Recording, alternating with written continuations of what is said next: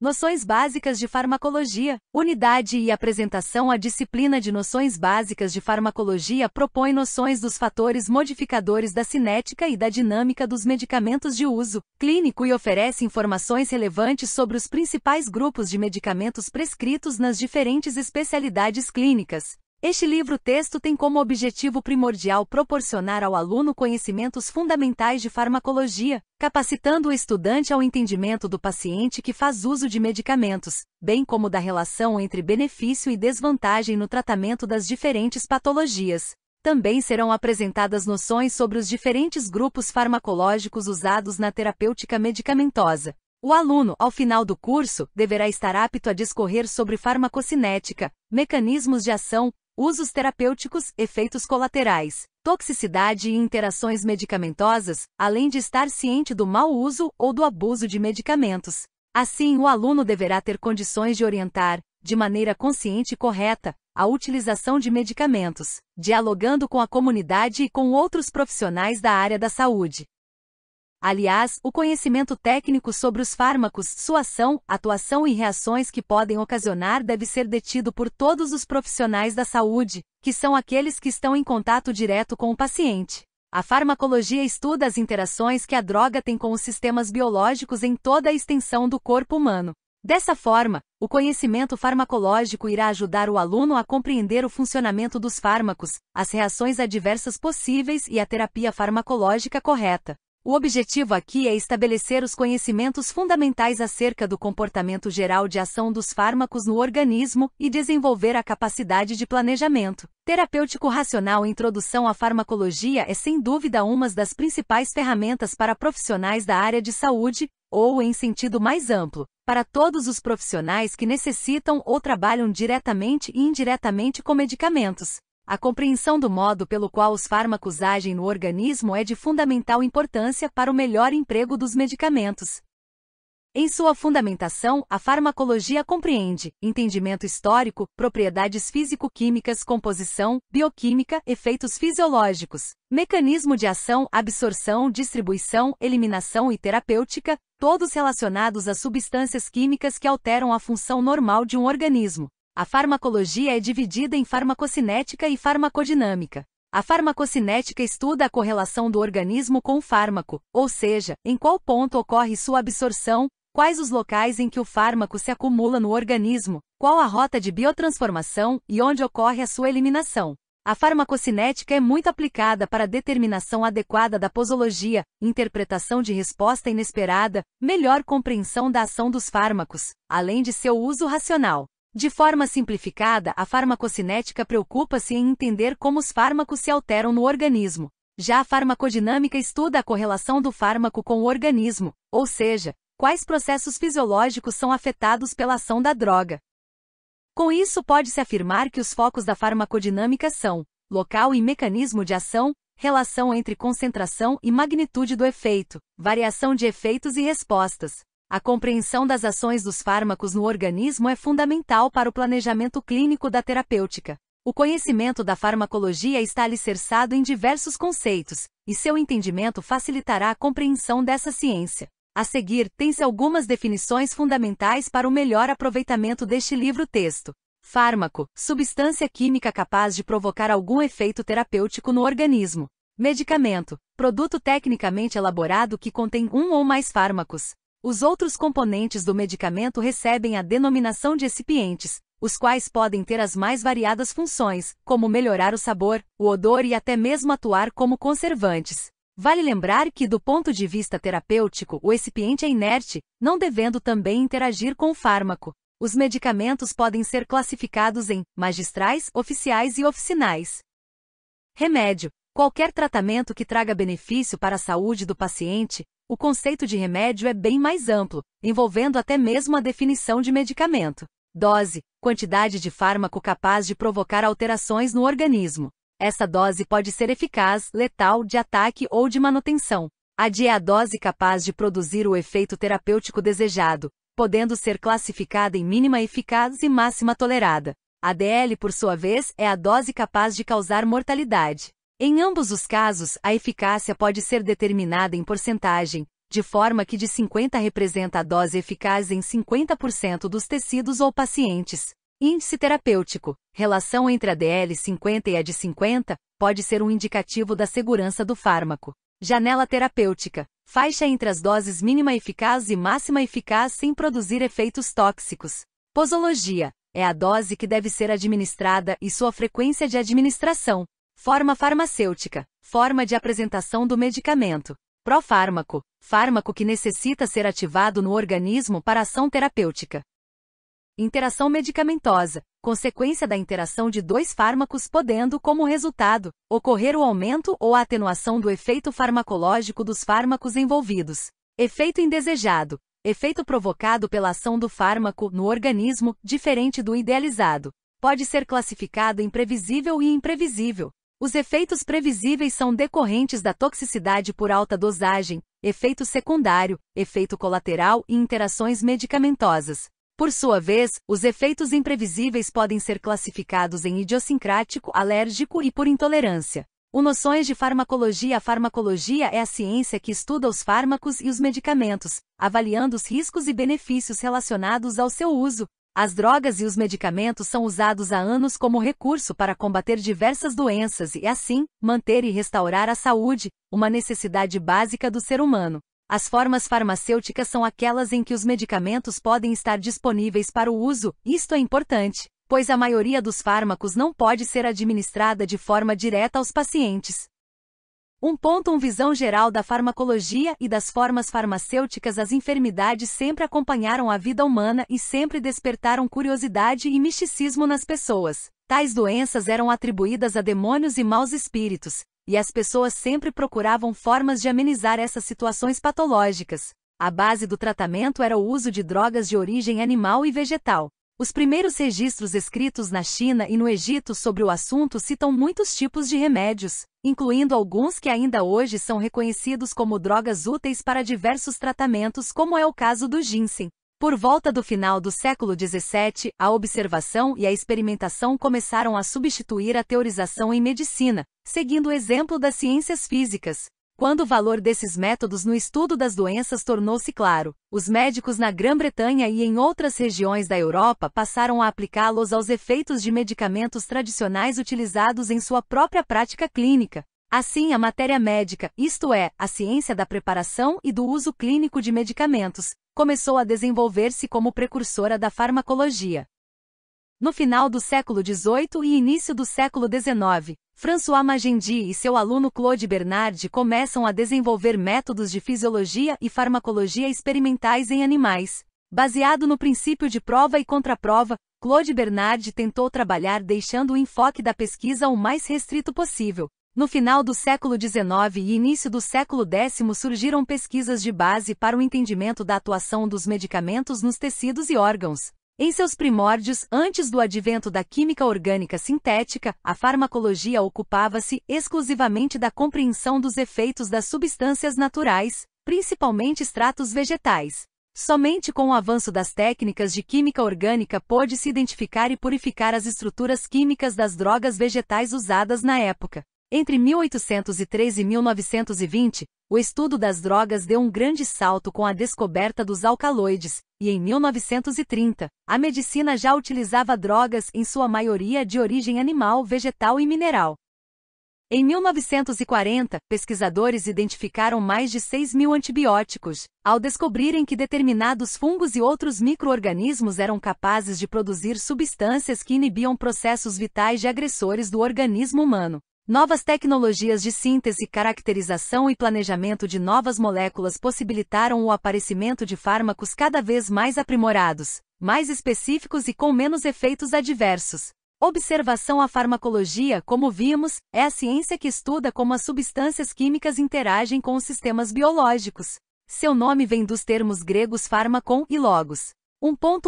Conceitos da divisão da farmacologia. A farmacologia pode ser dividida em farmacologia geral, farmacologia aplicada, farmacodinâmica, farmacocinética, farmacotécnica, farmacognosia, farmacoterapia, farmacologia clínica e toxicologia. Farmacologia geral estuda os conceitos básicos e comuns a todos os grupos de drogas. Farmacologia aplicada. Estuda os fármacos reunidos em grupos de ação farmacológica similar.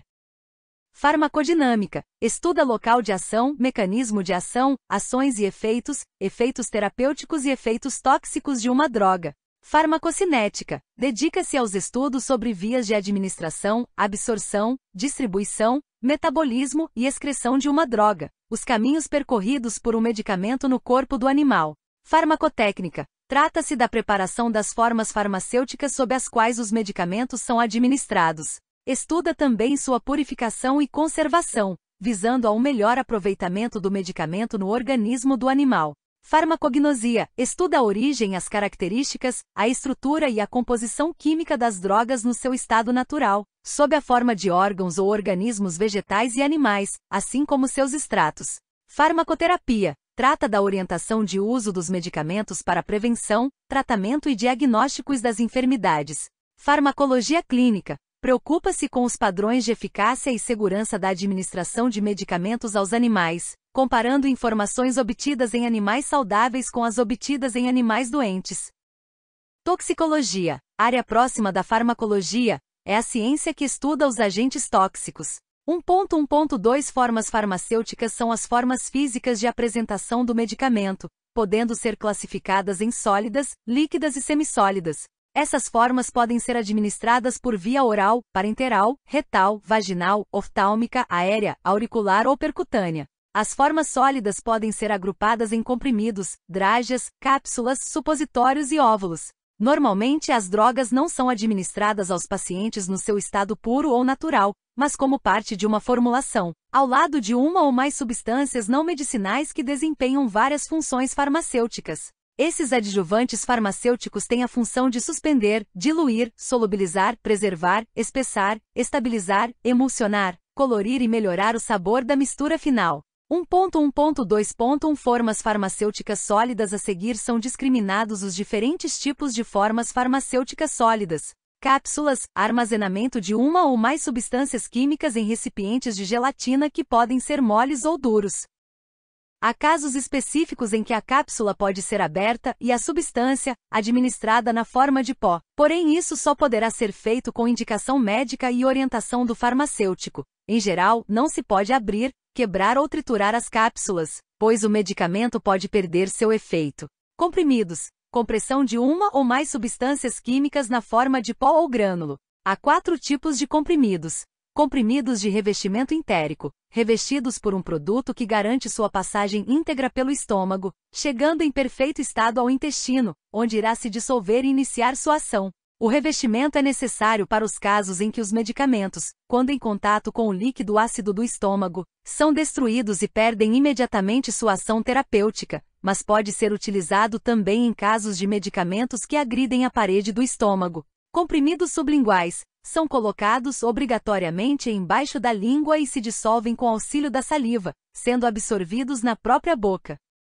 Costumam ser usados no caso de medicamentos que, em contato com o líquido ácido do estômago, são destruídos e perdem imediatamente sua ação terapêutica, mas também são adequados no caso de substâncias que são pouco absorvidas pelo intestino. Comprimidos efervescentes. Preparados com uma ou mais substâncias químicas associadas a alguns sais que liberam gases quando em contato com a água. Esse mecanismo facilita a desintegração e a dissolução do comprimido para, então, ser absorvido. Comprimidos mastigáveis. Preparados para terem a sua desintegração facilitada pela mastigação. Depois de mastigados, eles são engolidos para, então, serem dissolvidos e absorvidos. Drágeas. Comprimidos revestidos com açúcares.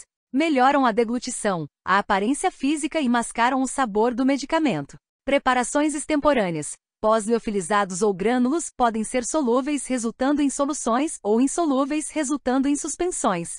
São preparações para substâncias que não são estáveis na presença da água. Assim, é necessário que as substâncias sejam acrescentadas à água filtrada ou fervida somente no momento da administração, para se fazer a solução ou suspensão. Geralmente esses produtos devem ser utilizados por um período máximo de 14 dias após sua preparação, quando armazenado em geladeira. Se armazenado em temperatura ambiente, esse período cairá para 7 dias. Se não utilizado por completo dentro desse período e nessas condições, o que restar no frasco deverá ser descartado. Ter atenção. pois há produtos com especificações diferentes.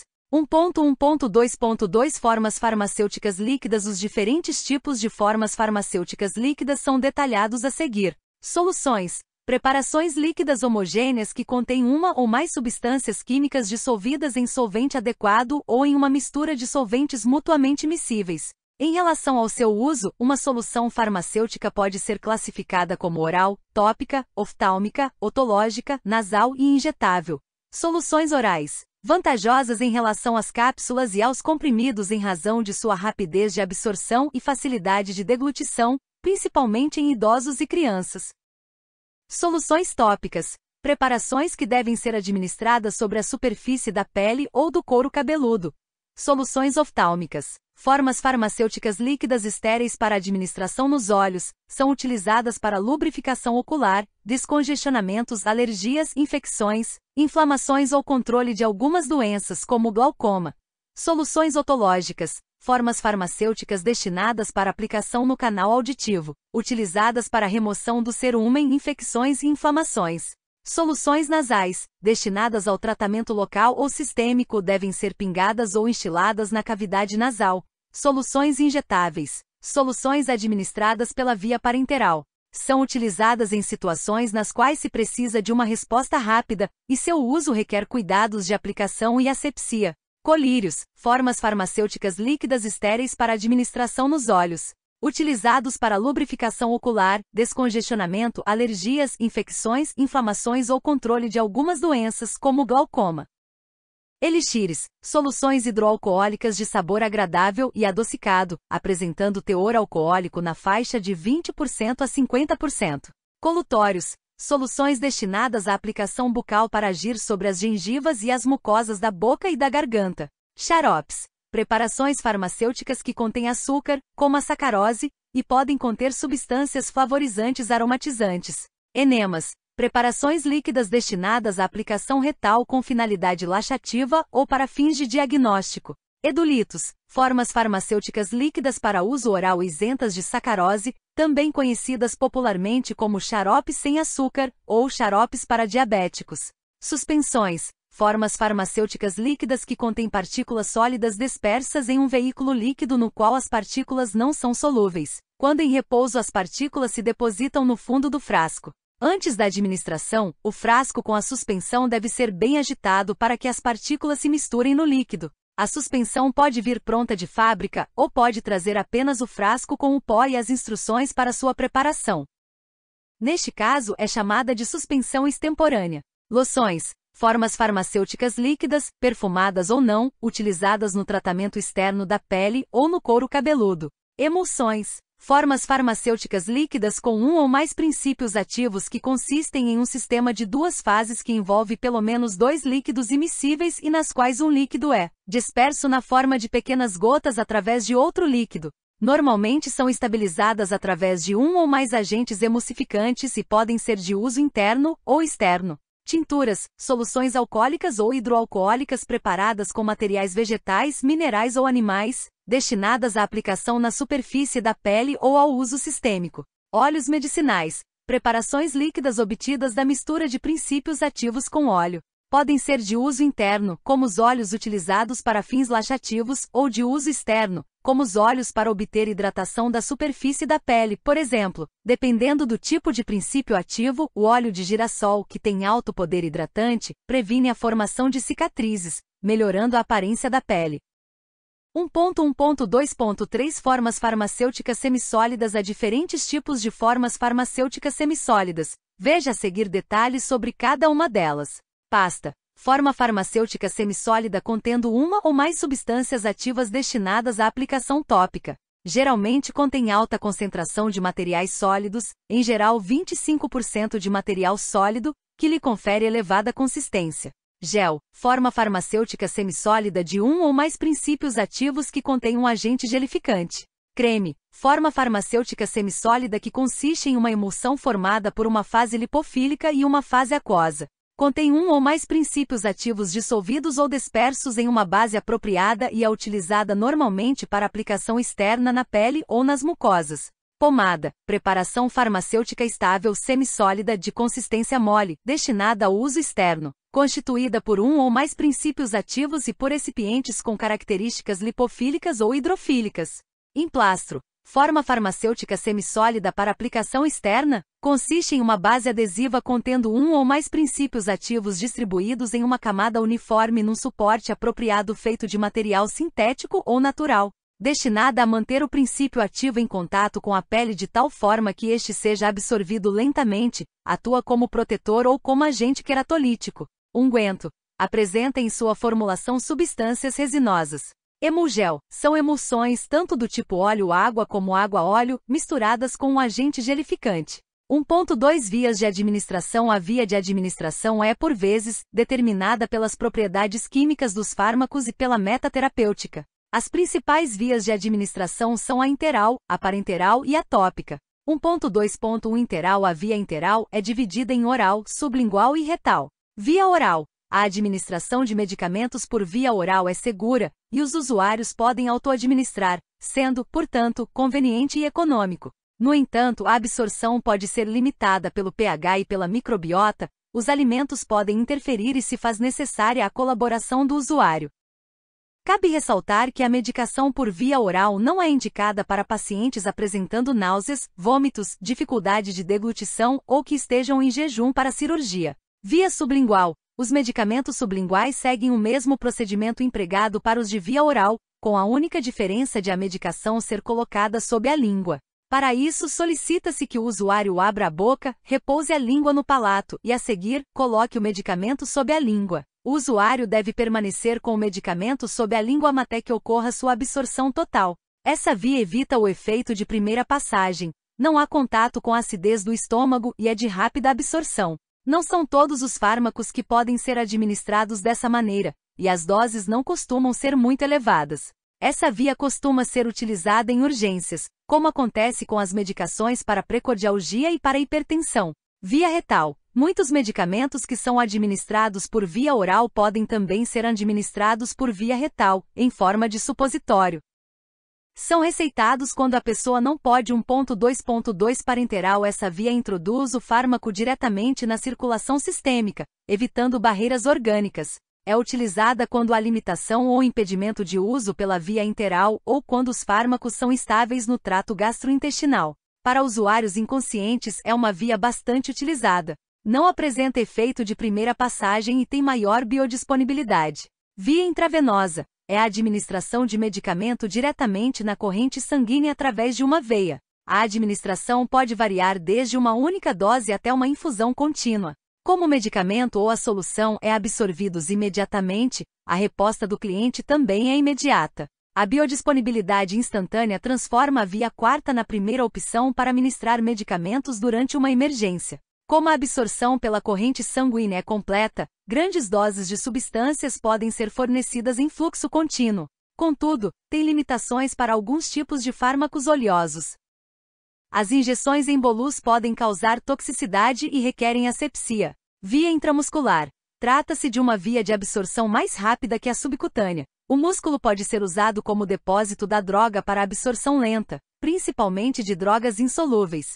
Por essa via não podem ser administradas drogas irritantes, e ela não comporta grandes volumes, por isso, deve-se estar atento à quantidade a ser administrada em cada músculo. É necessário que o profissional realize uma avaliação da área de aplicação, certificando-se do volume que esse local pode receber. Atenção! Não esqueça que esse volume irá depender da massa muscular do paciente e que quanto menor a dose aplicada, menor o risco de possíveis complicações.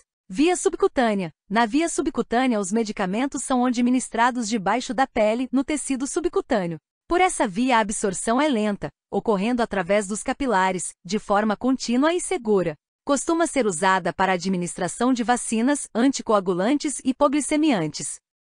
As regiões de injeção SC incluem as superiores externas dos braços, o abdômen, a parte anterior das coxas e a superior do dorso.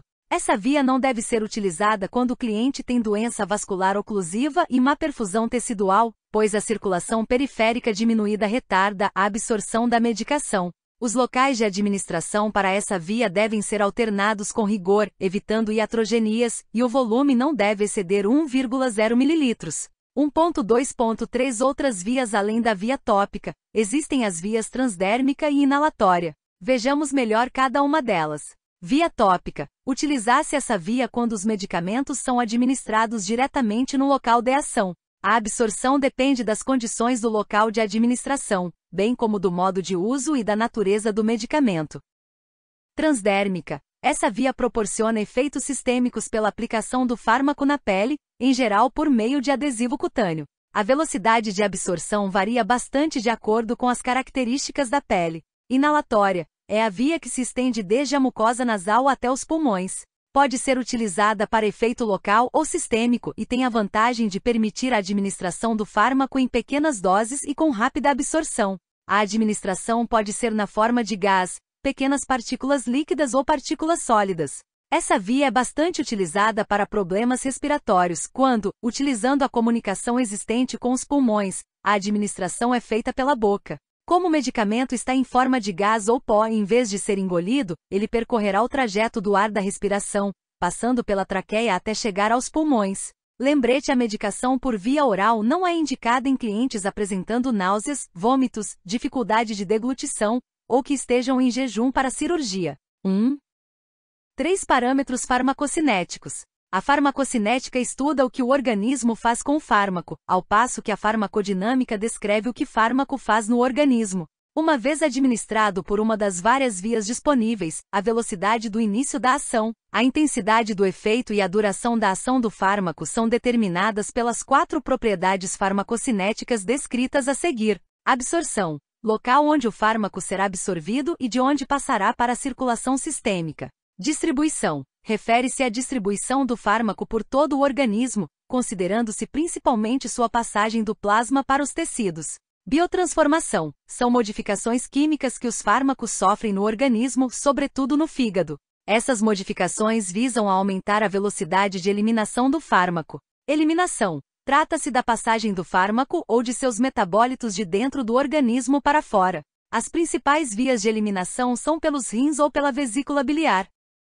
As variáveis farmacocinéticas permitem ao clínico elaborar e otimizar os regimes terapêuticos, incluindo as decisões quanto à via de administração de cada medicamento, dose, frequência de administração e duração de todo o tratamento. 1.3.1 Absorção consiste na transferência do fármaco de seu local de aplicação até a corrente circulatória. É um processo que influencia o início e a magnitude de efeito dos fármacos, atuando de forma determinante na escolha das vias de administração e das doses. Se um fármaco for inadequadamente absorvido, seus efeitos sistêmicos não ocorrerão. A absorção depende do fluxo sanguíneo no sítio absortivo, da extensão e espessura da superfície de absorção e das vias de administração escolhidas. Algumas situações fisiológicas ou patológicas podem alterá-la. 1.3.2 Distribuição. A distribuição dos fármacos é o processo pelo qual essas moléculas abandonam o leito vascular e passam para o interstício e para as células. Essa passagem depende principalmente do fluxo sanguíneo no local, da permeabilidade vascular, do volume do tecido-alvo, da afinidade do fármaco com as proteínas plasmáticas e da hidrofobicidade do fármaco.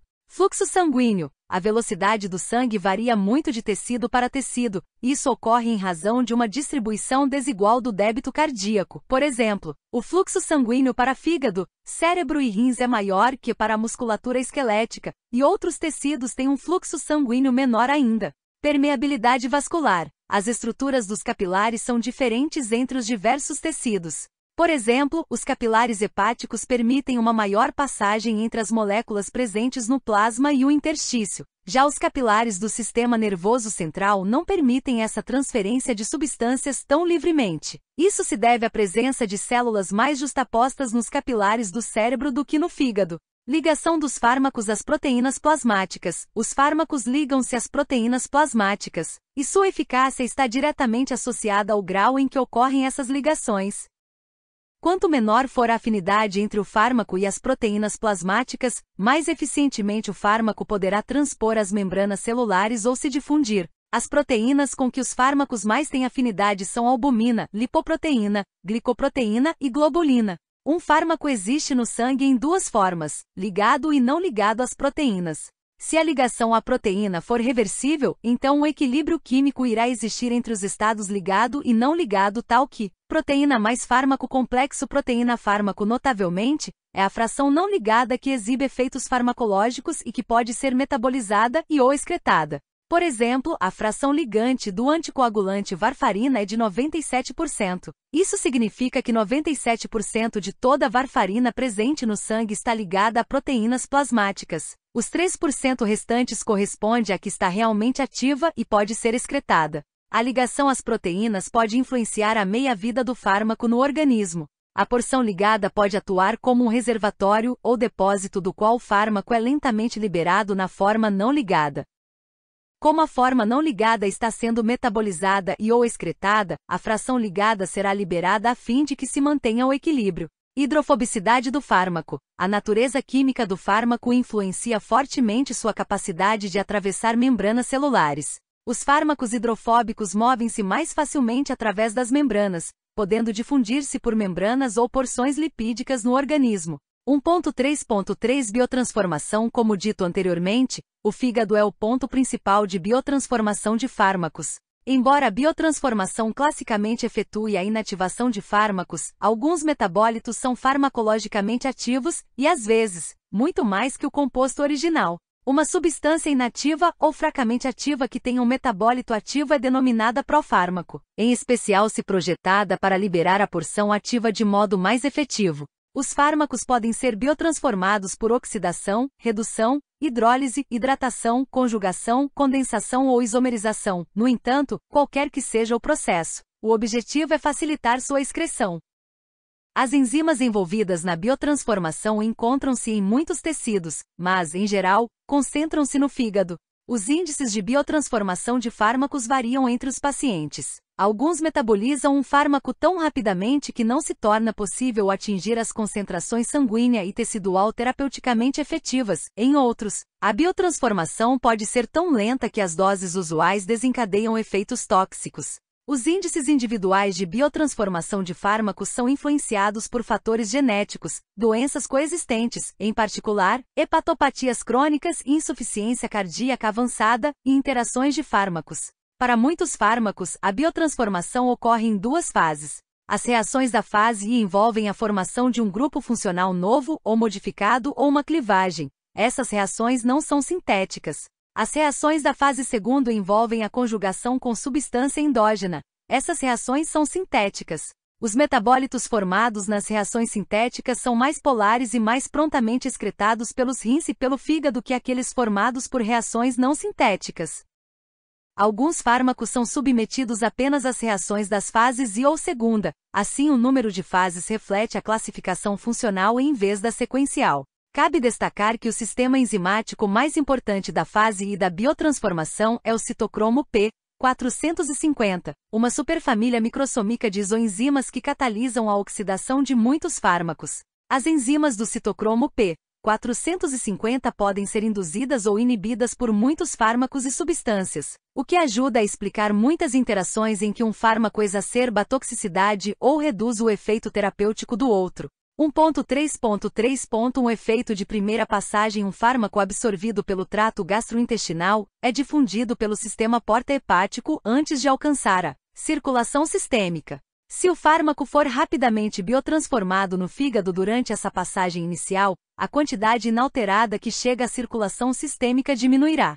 Lembrete: metabolismo de primeira passagem é um fenômeno no qual a concentração do fármaco é significantemente reduzida pelo fígado antes de atingir a circulação sistêmica. 1.3.4 Eliminação. A excreção pode ser definida como a passagem do fármaco da circulação sanguínea para o meio externo, sendo, então, removido de nosso organismo. A eliminação de fármacos requer que a substância seja suficientemente hidrofílica para uma excreção eficiente. A eliminação ocorre por numerosas vias, sendo a mais importante por meio dos rins na urina. As características físico-químicas de um fármaco, como a solubilidade e o pH, interferem diretamente em seu comportamento no organismo.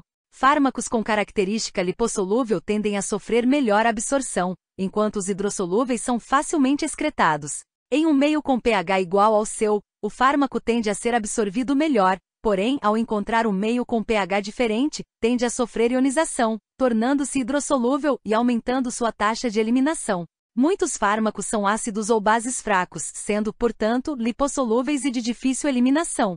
Para que ocorra a excreção, tais compostos sofrerão biotransformação ou conjugação com substâncias polares, favorecendo a eliminação. Os fármacos podem ser eliminados em sua forma inalterada, inativa ou polar e hidrossolúvel. No sistema circulatório, esses fármacos se apresentam ligados às proteínas plasmáticas ou podem circular livremente. Na excreção renal, temos 3 importantes e distintos processos fisiológicos, conhecidos como filtração glomerular, reabsorção tubular passiva e secreção tubular ativa. Durante a filtração, as drogas que não estiverem ligadas às proteínas plasmáticas sofrerão passagem para dentro dos túbulos renais, através de poros presentes nos glomérulos. Nos túbulos renais dos néfrons, as drogas ainda podem sofrer reabsorção passiva e voltar para a corrente sanguínea, envolvendo transportadores de membrana presentes nas células epiteliais renais. Nesse processo, moléculas de ácidos e bases fracas não ionizadas sofrem reabsorção, ao passo que as moléculas no estado ionizado são passíveis de eliminação. Essa característica pode ser utilizada no manejo de drogas, diante de uma intoxicação, modificando o pH do meio para facilitar a excreção do fármaco em excesso no organismo. Já durante a secreção, algumas poucas substâncias como ácidos e bases orgânicas, são secretadas do sangue capilar peritubular para o líquido tubular e, assim como na reabsorção, a secreção envolve transportadores de membrana. Com isso, tanto a filtração como a secreção oferecem mecanismos para que ocorra a excreção de substâncias através da urina. A excreção biliar envolve principalmente a eliminação de fármacos que não sofreram absorção e de metabólitos excretados na bile ou ainda, secretados diretamente para o trato intestinal e que não foram reabsorvidos, sendo eliminados nas fezes. 1.3.4. Meia-vida dos fármacos. O tempo de eliminação do fármaco dependerá das características próprias da substância. A meia-vida é determinada como o tempo necessário para que a concentração de um fármaco no organismo, após ter entrado em contato com a corrente sanguínea, seja reduzida à metade. De acordo com esse parâmetro, devemos também considerar o tempo que o fármaco leva para alcançar a circulação sanguínea, para só então estimar o real tempo de eliminação do composto do nosso organismo.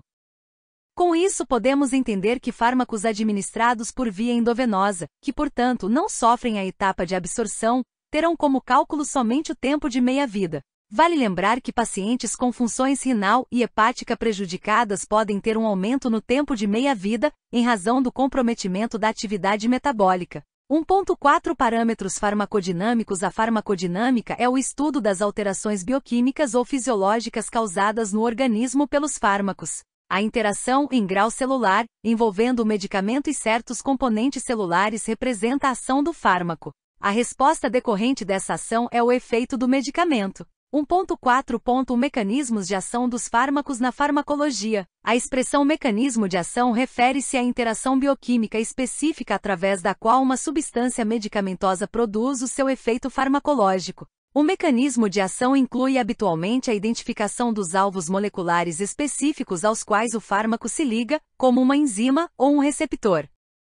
Os fármacos que não se ligam aos receptores e que produzem o seu efeito terapêutico correspondente agem simplesmente interagindo com propriedades químicas ou físicas do organismo. Exemplos comuns de fármacos que funcionam dessa forma são antiácidos e laxantes. Ainda, o mecanismo de ação descreve alterações funcionais ou anatômicas, em grau celular, resultantes da exposição de um organismo ao fármaco. Elucidar o mecanismo de ação de novos medicamentos e medicamentos já em uso é importante por várias razões. Veja algumas delas a seguir. No caso do desenvolvimento de fármacos antibióticos, o mecanismo de ação permite prever problemas relacionados com a segurança clínica. Ao conhecer o local de interação envolvendo o fármaco e um receptor, novos fármacos podem ser criados, produzindo os mesmos efeitos terapêuticos. Na verdade, este método é usado para criar novos fármacos.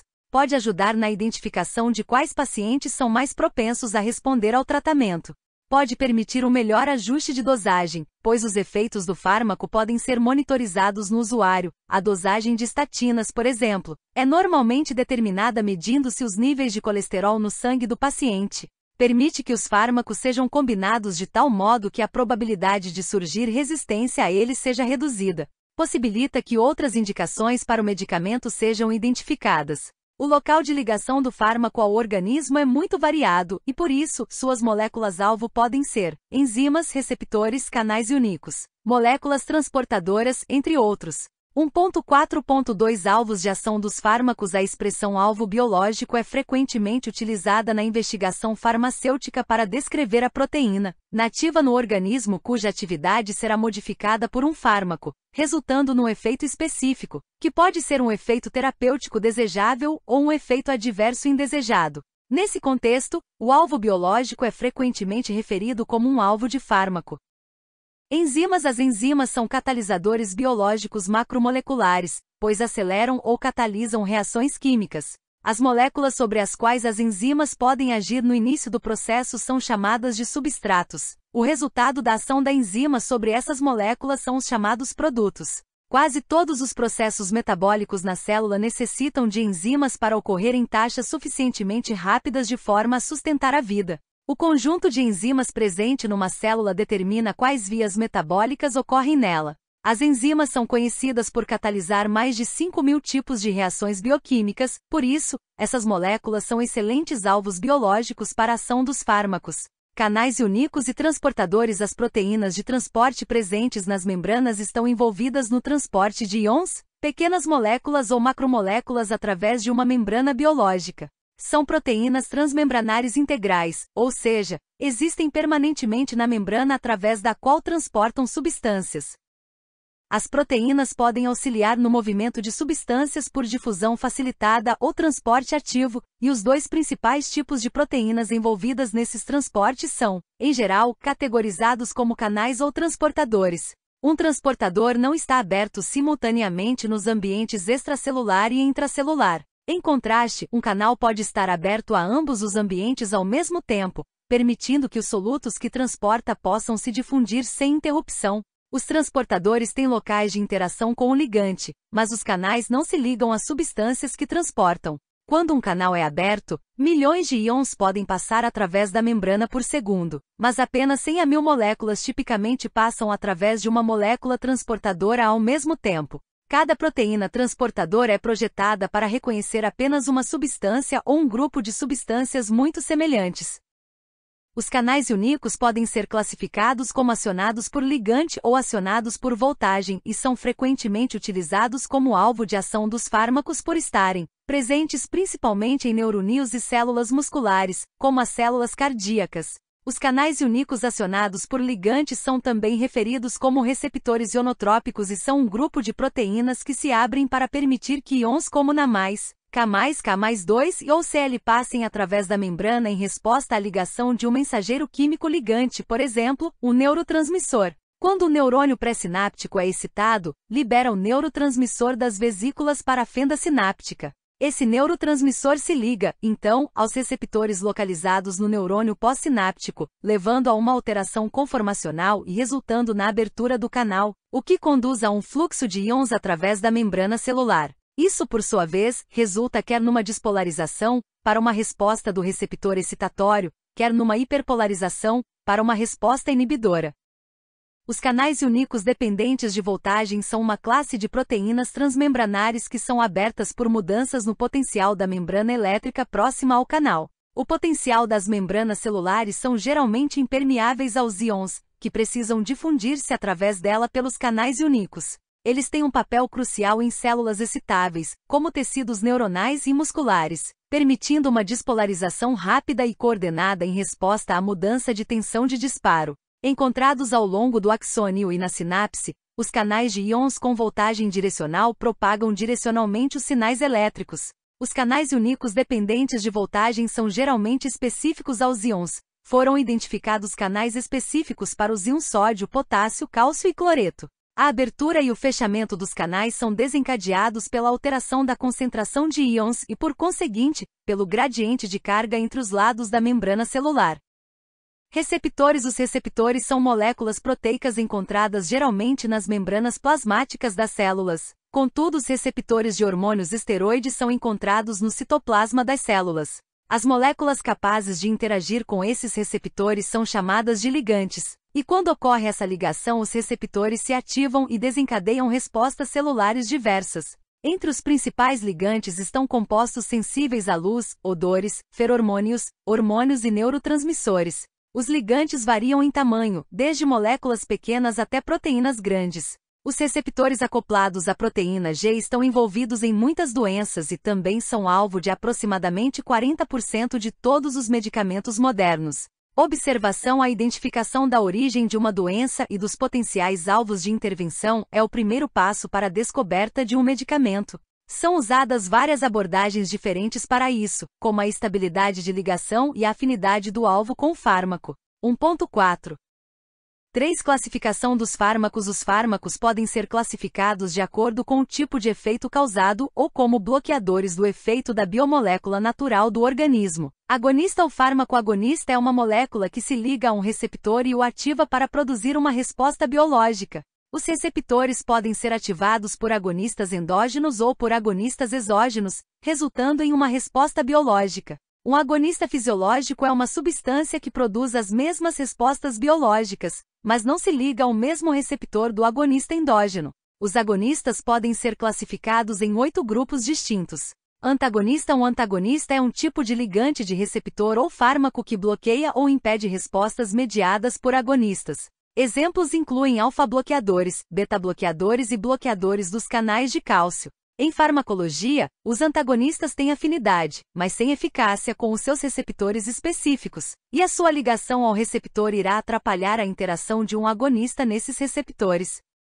Os antagonistas mediam os seus efeitos ligando-se ao sítio ativo ou a sítios alostéricos nos receptores, ou interagindo em locais de ligação únicos que normalmente não estão envolvidos na regulação biológica da atividade do receptor. A atividade antagonista pode ser reversível ou irreversível, dependendo da efetividade do complexo antagonista-receptor, o qual, por sua vez, depende da natureza da ligação antagonista-receptor. A maioria dos antagonistas atinge a sua potência ao competir com os agonistas endógenos ou substratos endógenos em locais de ligação estruturalmente definidos nos receptores. Observação: o antagonismo é um fenômeno em que a exposição a um químico resulta na redução do efeito de outro químico.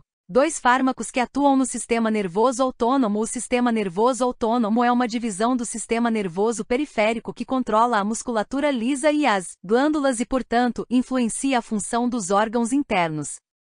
Trata-se de um sistema de controle que atua inconscientemente e regula funções corporais em geral, como a frequência cardíaca, a digestão, a frequência respiratória, a resposta pupilar, a micção e a excitação sexual. No sistema nervoso central é o hipotálamo que coordena o SNA. O SNA é dividido em 2 subsistemas, o sistema nervoso simpático e o sistema nervoso parasimpático. O sistema nervoso simpático é muitas vezes considerado o sistema de luta ou fuga, enquanto o sistema nervoso parasimpático, nesse caso, pode ser considerado o sistema de descanso e digestão. Em muitas circunstâncias, os sistemas têm ações opostas, enquanto um ativa uma resposta fisiológica, o outro a inibe.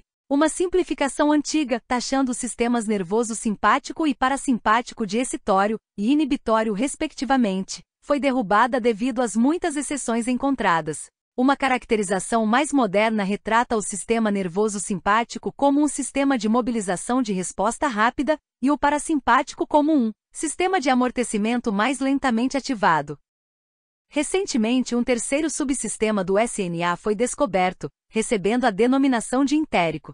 Em geral, o SNA simpático e o SNA parasimpático devem ser vistos como moduladores das funções vitais, geralmente de forma antagônica, para conseguir a homeostase. Algumas ações típicas do sistema simpático e parasimpático estão ilustradas e são listadas a seguir. Sistema nervoso simpático promove uma resposta de luta ou fuga e está relacionado à excitação, à geração de energia e à inibição da digestão. A seguir estão algumas das funções desempenhadas pelo sistema nervoso simpático.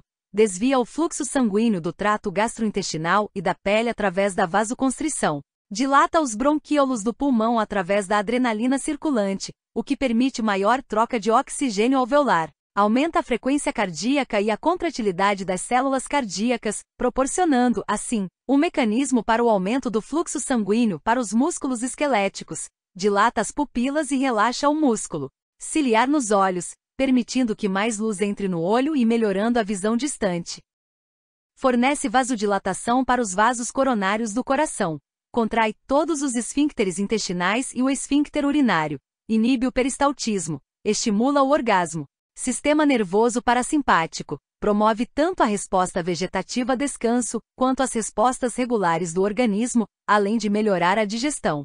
A seguir estão algumas das funções desempenhadas pelo sistema nervoso parasimpático. Dilatação dos vasos sanguíneos que levam ao TGI, aumentando o fluxo sanguíneo. Contração dos bronquíolos pulmonares.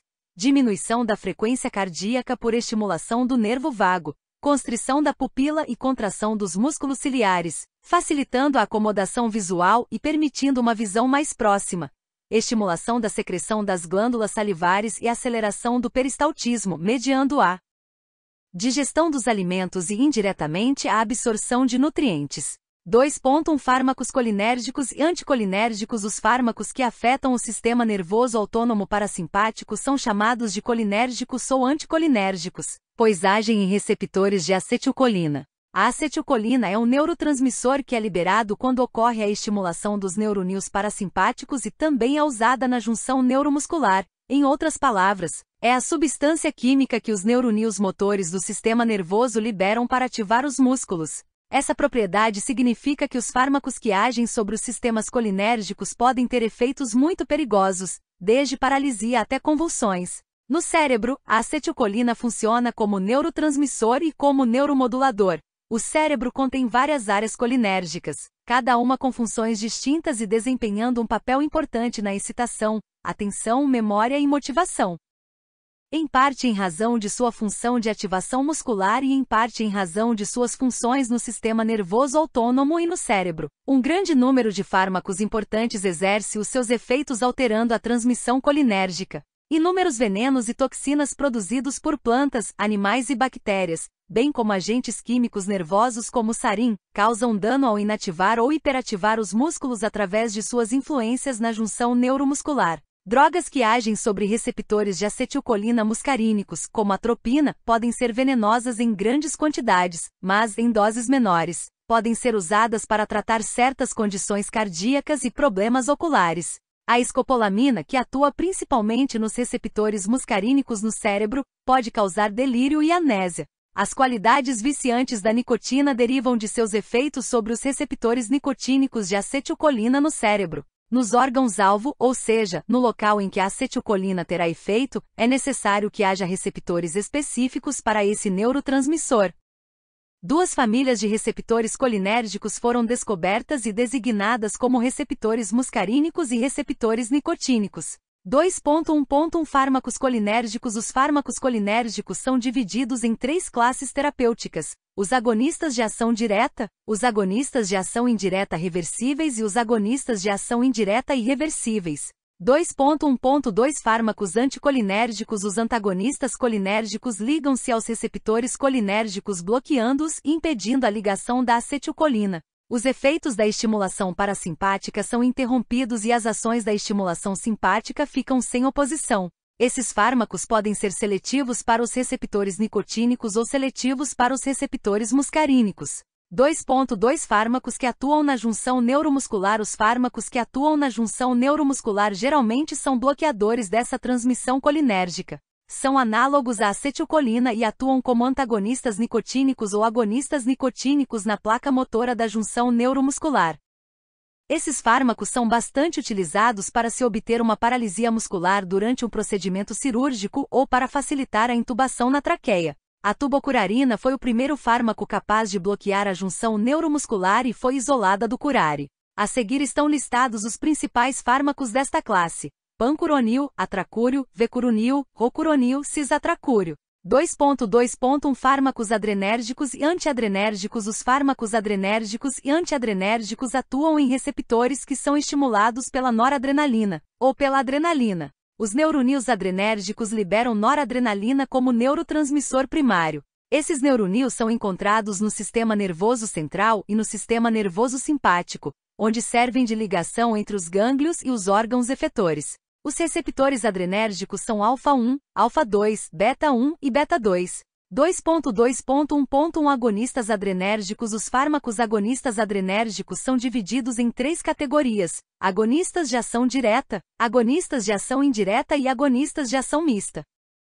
Agonistas adrenérgicos de ação direta. Esses fármacos se ligam aos receptores adrenérgicos sem interagir com o neurônio pré-sináptico. A seguir estão listados os principais fármacos desta classe: epinefrina, norepinefrina, dopamina, dobutamina, fenilefrina, clonidina, terbutalina, salmeterol e formoterol. Agonistas adrenérgicos de ação indireta. Esses fármacos promovem a liberação de noradrenalina dos terminais pré-sinápticos ou inibem a captação de noradrenalina. Agem potencializando os efeitos da noradrenalina endógena, mas não diretamente sobre os receptores adrenérgicos. Entre os exemplos de fármacos agonistas de ação indireta temos as anfetaminas, a tiramina e a cocaína. Agonistas adrenérgicos de ação mista. Os agonistas adrenérgicos de ação mista induzem a liberação de noradrenalina dos terminais pré-sinápticos, agindo também diretamente sobre os receptores adrenérgicos. Entre os fármacos dessa categoria, podem-se citar as efedrinas e a pseudoefedrina, sendo a utilização de ambas bem restrita no país.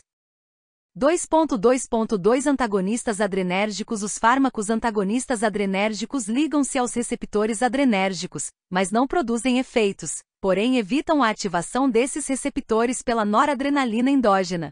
Assim como os agonistas, os antagonistas adrenérgicos são classificados de acordo com suas afinidades pelos receptores alfa e beta no sistema nervoso periférico. Numerosos fármacos desse tipo são utilizados na clínica, principalmente devido aos seus efeitos sobre o sistema cardiovascular. Bloqueadores alfa-adrenérgicos. Os fármacos que bloqueiam os receptores alfa interferem drasticamente na pressão arterial, uma vez que o controle do tônus vascular é feito pelo sistema simpático em receptores alfa. Porém, esse fenoxibenzamina, prazosina, terazosina, doxazosina e tansulosina. Bloqueadores beta-adrenérgicos. Os beta-bloqueadores, também escrito como bloqueadores, são antagonistas competitivos que bloqueiam os locais receptores das catecolaminas endógenas epinefrina e norepinefrina nos receptores beta-adrenérgicos do sistema nervoso simpático.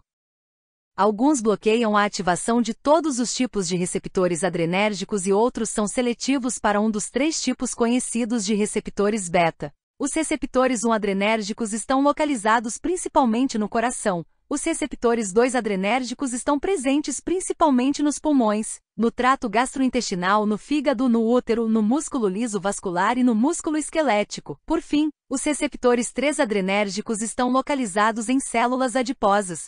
Os bloqueadores beta representam uma classe de medicamentos que particularmente utilizada para controlar arritmias cardíacas e proteger o coração de um segundo ataque cardíaco após um primeiro ataque cardíaco. Eles também são amplamente utilizados para tratar a hipertensão, embora já não sejam a primeira escolha para o tratamento inicial da maioria dos pacientes. A seguir estão listados os principais fármacos dessa classe. Propranolol, um mecanismo de ação, beta-bloqueador não seletivo que promove diminuição do débito cardíaco, vasocontrição periférica, broncoconstrição, aumento na retenção de namais e distúrbios no metabolismo da glicose. 2. Indicação. É indicado principalmente para hipertensão arterial sistêmica, enxaqueca, hipertireoidismo, principalmente no hipertireoidismo agudo, na prevenção dos efeitos da tempestade tireoide, angina pectoris e infarto do miocárdio. 3. Efeitos adversos: broncoconstrição, arritmias, comprometimento sexual, distúrbios metabólicos, depressão, tonturas, letargia, fadiga e fraqueza. Timolol, um mecanismo de ação, beta-bloqueador não seletivo mais potente que o propranolol. 2. Indicação: tratamento de glaucoma. 3. Efeitos adversos: como a administração é tópica, os efeitos adversos são reduzidos. Atenolol, metoprolol, bisoprolol, betaxolol, nebivolol, um mecanismo de ação, são beta-bloqueadores beta-1 seletivos, agem na redução da pressão arterial em hipertensos e aumentam a tolerância ao exercício na angina. 2. Indicação: hipertensão arterial sistêmica, inclusive para pacientes com função respiratória comprometida ou pacientes diabéticos que usam insulina ou hipoglicemiantes orais. 3. Efeitos adversos: frio nas extremidades, entre outros. Labetalol e carvedilol, um mecanismo de ação, são beta-bloqueadores seletivos beta-1 e antagonistas de receptores alfa-1 concomitantemente, promovem vasodilatação periférica, reduzindo a pressão arterial e diminuindo o espessamento da parede vascular. 2. Indicação: Hipertensão arterial sistêmica quando se deseja promover concomitantemente vasodilatação periférica, também para insuficiência cardíaca e pré-eclâmpsia. 3. Efeitos adversos, hipotensão ortostática e tonturas. Observação. Em 1964, James Black sintetizou o primeiro beta-bloqueador. Com isso, ele revolucionou o tratamento da angina, e sua descoberta até hoje é considerada uma das contribuições mais importantes para a medicina clínica e a farmacologia do século XX. 2.3 Fármacos que atuam no sistema nervoso central. O sistema nervoso central é a parte do sistema nervoso que consiste no encéfalo e na medula espinhal.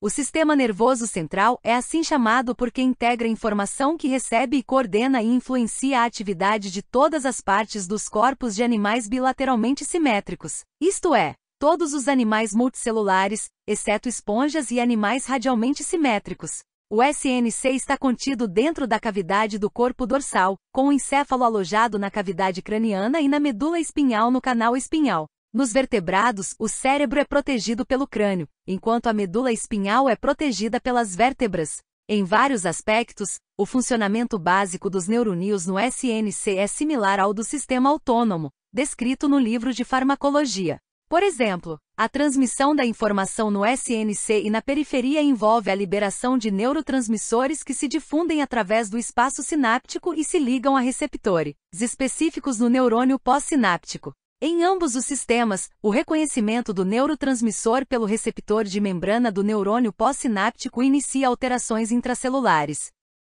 Contudo, várias doenças existem entre os neuroníons no sistema nervoso autônomo periférico e os neuroníons no SNC.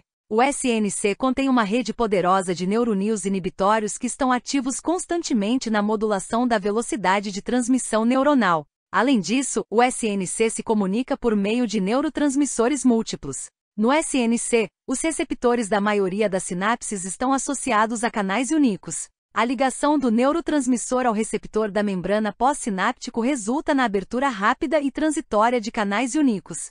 A abertura permite que íons específicos, dentro ou fora da célula, fluam conforme o gradiente de concentração. A alteração resultante na composição iônica, através da membrana do neurônio, altera o potencial pós-sináptico, produzindo despolarização ou hiperpolarização da membrana pós-sináptica, dependendo do íon específico que se move e da direção do seu movimento. Os neurotransmissores podem ser classificados em excitatórios ou inibitórios, dependendo da natureza de ação que provocam. A estimulação de um neurônio excitatório causa movimento de íons que resulta em despolarização da membrana pós-sináptica. Esses potenciais pós-sinápticos excitatórios são gerados pelos seguintes fatores. Os neurotransmissores podem ser classificados em excitatórios ou inibitórios, dependendo da natureza de ação que provocam. A estimulação de um neurônio excitatório causa movimento de íons que resulta em despolarização da membrana pós-sináptica. Esses potenciais pós-sinápticos excitatórios são gerados pelos seguintes fatores. Estimulação de um neurônio excitatório causa a liberação de moléculas neurotransmissoras, como o glutamato ou acetilcolina que se ligam aos receptores na membrana pós-sináptica. Isso causa um aumento transitório na permeabilidade dos íons sódio. O influxo de sódio causa uma leve despolarização que desloca o potencial pós-sináptico em direção ao limiar. Se o número de neuroníons excitatórios estimulado aumenta, mais neurotransmissor excitatório é liberado. Finalmente, isso determina que o potencial pós-sináptica ultrapasse o limiar, gerando um potencial de ação tudo ou nada. A estimulação de neuroníons inibitórios causa movimento de íons que resulta em hiperpolarização da membrana pós-sináptica. Esses potenciais pós-sinápticos inibitórios são gerados pelos seguintes fatores. A estimulação de neuroníons inibitórios libera moléculas neurotransmissoras como o ácido gama-aminobutírico ou glicina, que se ligam a receptores na membrana pós-sináptica. Isso causa um aumento transitório na permeabilidade de íons específicos como potássio ou cloreto. O influxo de cloreto ou influxo de potássio causa uma leve hiperpolarização que afasta o potencial pós-sináptico do seu limiar. Isso diminui a geração de potenciais de ação. A maioria dos neuroníons no SNC recebe esses potenciais excitatórios ou inibitórios. Assim, vários tipos de diferentes neurotransmissores podem atuar no mesmo neurônio, mas cada um se liga ao seu próprio receptor específico. O resultado líquido é a soma das ações individuais dos vários neurotransmissores no neurônio. Os neurotransmissores não estão uniformemente distribuídos no SNC, mas estão localizados em agrupamentos específicos de neuroníons, cujos axônios podem fazer sinapses com regiões específicas do cérebro. Vários tratos neuronais parecem codificados quimicamente e isso pode permitir maiores oportunidades de modulação de certas vias neuronais. 2.3.1 Antiepiléticos e anticonvulsivantes. Essa classe de medicamentos é usada para tratamento de convulsões ou ataques epiléticos. A epilepsia é um grupo de distúrbios neurológicos caracterizados por convulsões epiléticas. As crises epiléticas são episódios que podem variar de períodos breves e quase indetectáveis a longos períodos de agitação vigorosa. Esses episódios podem resultar em lesões físicas, incluindo ossos quebrados ocasionalmente. Na epilepsia, as convulsões tendem a se repetir e, como regra geral, não têm causa subjacente imediata. As convulsões isoladas que são provocadas por uma causa específica, tais como envenenamento, não são consideradas como epilepsia. Os fármacos reduzem as crises por meio de mecanismos como o bloqueio dos canais voltagem dependentes, potencializando impulsos inibitórios GABAérgicos. Alguns fármacos parecem ter múltiplos alvos no SNC. A seguir são listados os principais fármacos usados nessa terapêutica: ácido valproico, benzodiazepínicos, carbamazepina, fenitoína, fenobarbital, gabapentina, lamotrigina e topiramato. 2.3.2 Relaxantes musculares. Relaxante muscular é uma droga que afeta a função do músculo esquelético e diminui o tônus muscular. Pode ser usado para aliviar sintomas como espasmos musculares, dor e hiperreflexia. O termo relaxante muscular é usado para se referir a dois principais grupos terapêuticos: bloqueadores neuromusculares e espasmolíticos. Os bloqueadores neuromusculares agem interferindo na transmissão na placa final neuromuscular e não possuem atividade do sistema nervoso central. Eles são frequentemente usados durante procedimentos cirúrgicos, em cuidados intensivos e medicamentos de emergência para causar paralisia temporária. Espasmolíticos, também conhecidos como relaxantes musculares de ação central, são usados para aliviar a dor e os espasmos musculoesqueléticos e para reduzir a espasticidade em uma variedade de condições neurológicas. Tanto os bloqueadores neuromusculares quanto os espasmolíticos são frequentemente agrupados como relaxantes musculares, porém o termo é comumente usado para se referir apenas a espasmolíticos. Os agentes espasmolíticos comuns incluem metacrobamol, carisoprodol, clorzoxazona, ciclobenzaprina, gabapentina, metaxalona e orfenadrina. Observação: considera-se que os relaxantes musculares são úteis em distúrbios dolorosos com base na teoria de que a dor induz espasmo e o espasmo causa dor. 2.3.3 Ansiolíticos e hipnóticos. Os transtornos de ansiedade são um grupo de transtornos mentais caracterizados por sentimentos significativos de ansiedade e medo. A ansiedade é uma preocupação com os eventos futuros e o medo é uma reação aos eventos atuais. Esses sentimentos podem causar sintomas físicos, como aumento na frequência cardíaca e tremores rápidos. Há uma série de transtornos de ansiedade, incluindo transtorno de ansiedade generalizada, fobia específica, transtorno de ansiedade social, distúrbios de ansiedade por separação, agorafobia, transtorno de pânico e mutismo seletivo. A desordem é diagnosticada de acordo com os sintomas que surgem no paciente. Muitas vezes as pessoas têm mais de um transtorno de ansiedade. A causa dos transtornos de ansiedade é uma combinação de fatores genéticos e ambientais. Os fatores de risco incluem história de abuso infantil, história familiar de transtornos mentais e pobreza.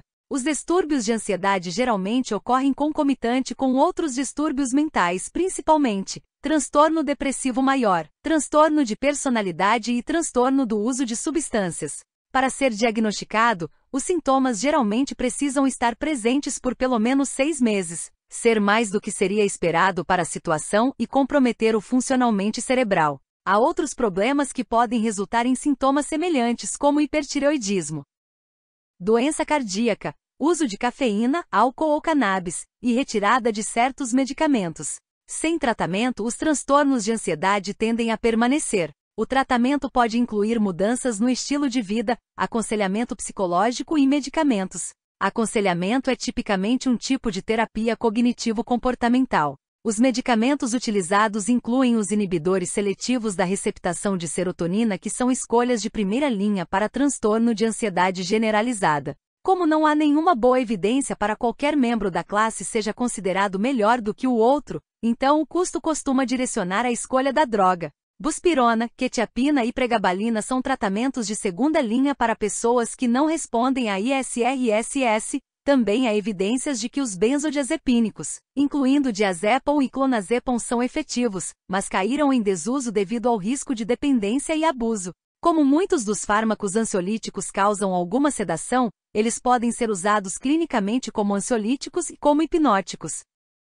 Observação: o canabidiol é o composto encontrado na maconha e que apresenta benefícios significativos para o tratamento de pessoas com ansiedade. O CBD é um dos 85 compostos encontrados cannabis sativa. É um elemento importante, constituindo 40% do extrato da planta e tem um benefício médico mais amplo do que o THC. No Brasil, o uso do CBD não é permitido. 2.3.4 Antidepressivos. O transtorno do humor, também chamado de transtorno afetivo, é um conjunto de transtornos que inclui mania ou hipomania, humor deprimido, dos quais o mais conhecido e mais pesquisado é o transtorno depressivo maior, e estados de humor que circulam entre mania e depressão, conhecido como transtorno bipolar. Existem vários subtipos de distúrbios depressivos ou síndromes psiquiátricas com sintomas menos graves, como distúrbio distímico e distúrbio ciférmico. Os transtornos de humor podem induzidos por substâncias ou ocorrerem em resposta a uma condição médica. Os sintomas da depressão são sensação de tristeza e desesperança, bem como incapacidade de sentir prazer em atividades usuais, alterações nos padrões de sono e apetite, perda de vigor e pensamentos suicidas. A mania é caracterizada pelo comportamento oposto, ou seja, entusiasmo, raiva, pensamentos e fala rápidos, extrema autoconfiança e diminuição de autocrítica. A maioria dos fármacos antidepressivos úteis clinicamente potencializa direta ou indiretamente as ações da noradrenalina e ou da serotonina no cérebro. Isso levou à teoria das aminas biogênicas, que propõe que a depressão se deve às deficiências das monoaminas em certos locais do cérebro. Já a mania seria causada por produção excessiva desses neurotransmissores. Contudo, trata-se de uma teoria simplista, que não explica por que os efeitos farmacológicos de qualquer antidepressivo e antimania na neurotransmissão ocorrem imediatamente, ao passo que a evolução temporal para a resposta terapêutica precisa de várias semanas. Isso sugere que a diminuição da captação dos neurotransmissores é apenas o efeito inicial do fármaco, que pode não ser diretamente responsável pelos efeitos antidepressivos. A seguir estão listados os principais antidepressivos separados por mecanismos de ação.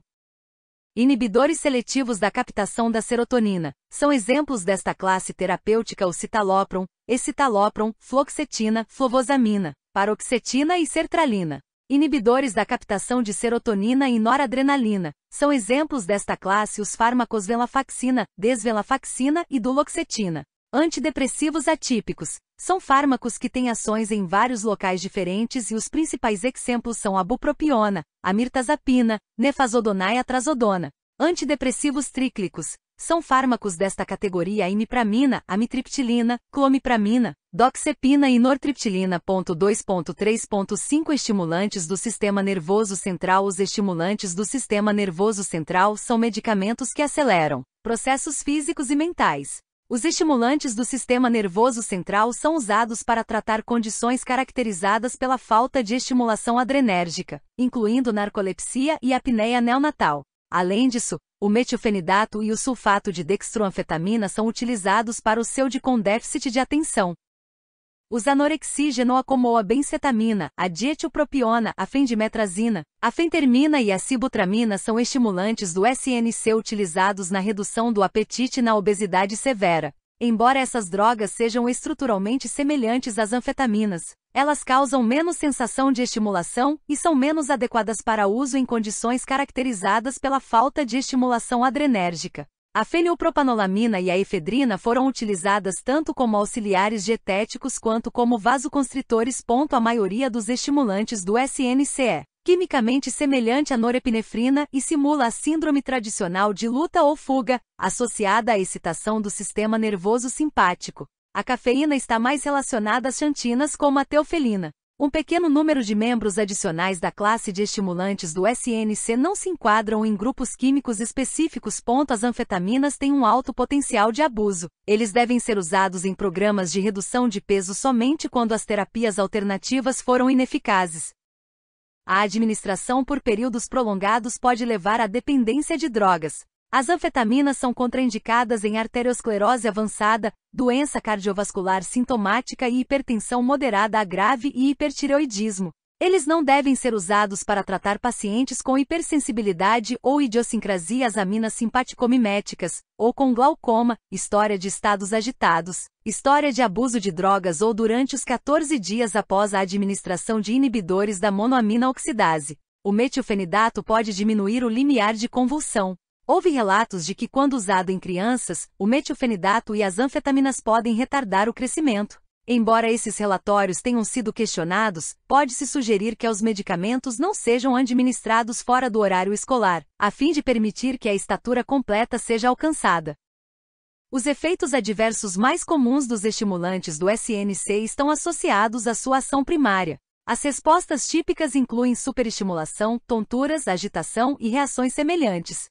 Raramente foram relatadas reações hematológicas, incluindo leucopenia, a granulocitose e depressão da medula óssea. A diminuição do limiar de convulsão foi observada com a maioria das drogas nesta classe.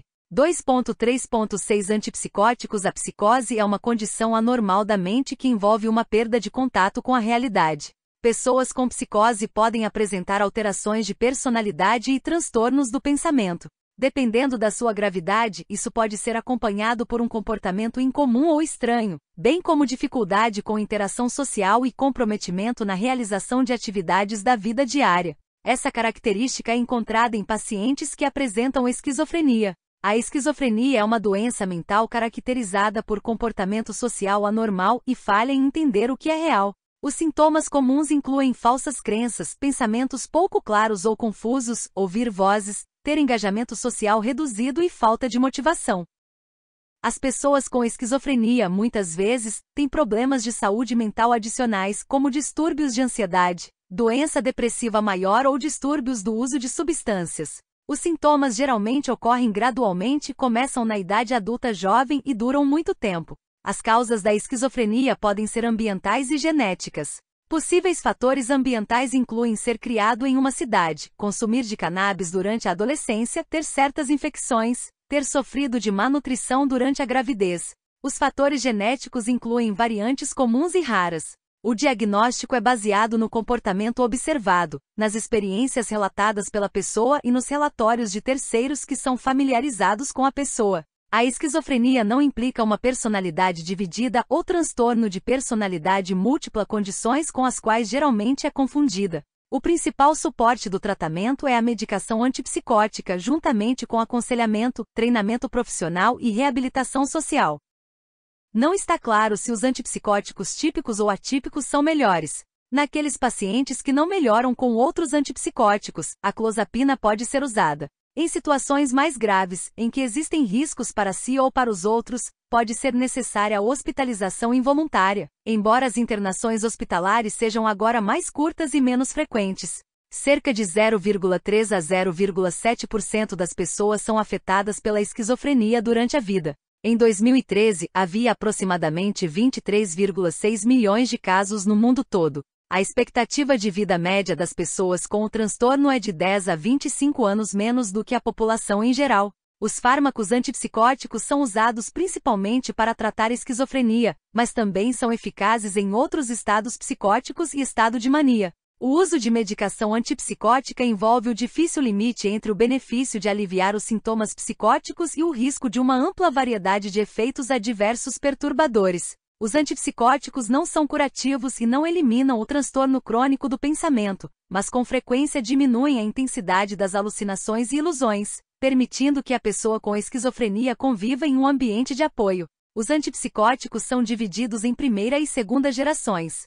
A primeira geração é subdividida em potência baixa e potência alta. Essa classificação não indica a eficácia clínica dos fármacos, mas especifica a afinidade pelo receptor de dopamina D2, que, por sua vez, pode influenciar o perfil dos efeitos adversos do fármaco. Classificação dos antipsicóticos. Primeira geração. Os antipsicóticos de primeira geração são inibidores competitivos em vários receptores, mas seus efeitos antipsicóticos refletem o bloqueio competitivo dos receptores D2 da dopamina. Os antipsicóticos de primeira geração são os que mais provavelmente causam transtornos do movimento conhecido como sintomas extrapiramidais, particularmente o haloperidol. Os principais fármacos desta família são flufenazina, haloperidol, perfenazina e tioxeno. Segunda geração. A segunda geração de antipsicóticos tem menor incidência de SEP do que os de primeira geração, mas são associados com maior risco de efeitos adversos metabólicos como diabetes, hipercolesterolemia e aumento de massa corporal. Esses fármacos devem sua atividade singular ao bloqueio dos receptores de serotonina, dopamina e outros. Os principais fármacos desta família são aripiprazol, azenapina, clozapina, olanzapina, quetiapina e risperidona. 3 fármacos que atuam no sistema CARDIOVASCULAR. As doenças cardiovasculares são uma classe de doenças que envolvem o coração ou vasos sanguíneos. Entre essas patologias se incluem doenças da artéria coronária, como angina e infarto do miocárdio. Outras doenças cardiovasculares incluem acidente vascular cerebral, insuficiência cardíaca, doença cardíaca hipertensiva, cardiopatia reumática, cardiomiopatia, arritmia cardíaca, cardiopatia congênita, doença cardíaca valvar, cardite, aneurismas da aorta, doença arterial periférica, doença tromboembólica e trombose venosa. Os mecanismos subjacentes variam dependendo da doença em questão.